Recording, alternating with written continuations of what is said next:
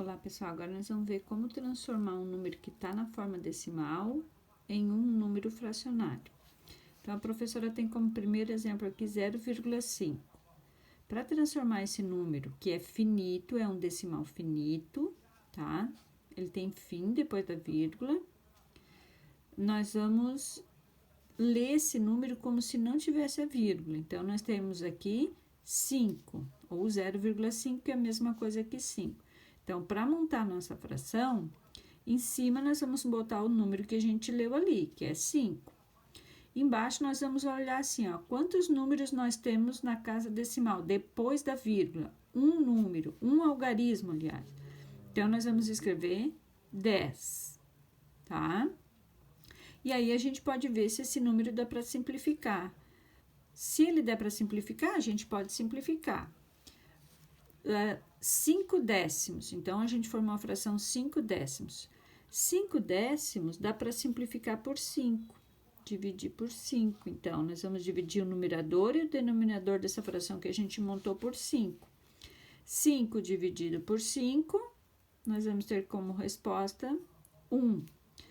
10 dividido para 5, 2. Então, 0,5 é a mesma coisa que 5 décimos, que é a mesma coisa, que é equivalente a 1 meio, tá? Agora, nós temos um outro exemplo aqui, 1,2. Se nós lermos esse número sem a vírgula, nós vamos ter aqui 12. Então, o nosso numerador, o número de cima da fração que a gente vai montar, vai ser o 2. E embaixo, nós vamos olhar, tem uma casa decimal, uma casa após a vírgula, um algarismo. Então, nós vamos escrever 10. Então, vai ser 12 décimos. Se der para simplificar, nós vamos simplificar. Posso começar a simplificar por 2, não é isso? 12 dá por 2, que vai dar 6.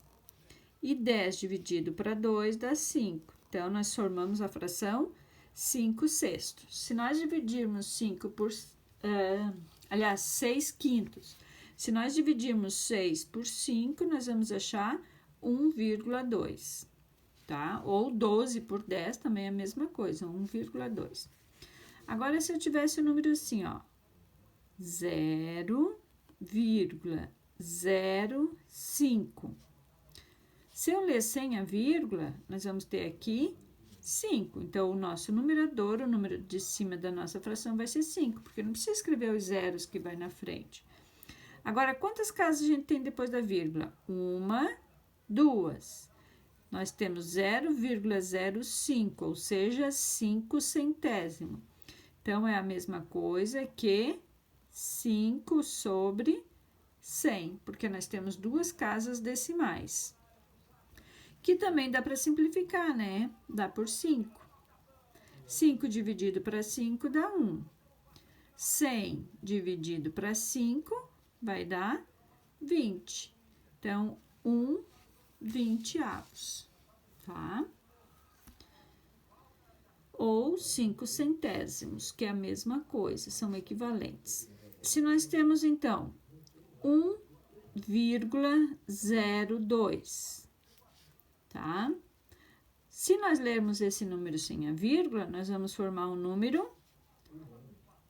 102. Então, o nosso numerador, o número de cima da nossa fração, vai ser 102. O número de baixo, o denominador, nós vamos olhar quantas casas decimais nós temos. 1,02 é a mesma coisa que 1 inteiro e 2 centésimos. Então, nós vamos ter aqui 100. Quantas casas nós tivermos decimal depois da vírgula, vai ser tantos zeros, ou a gente vai acrescentar aqui no 1. Então, é 102 centésimos, que dá para simplificar por 2, né?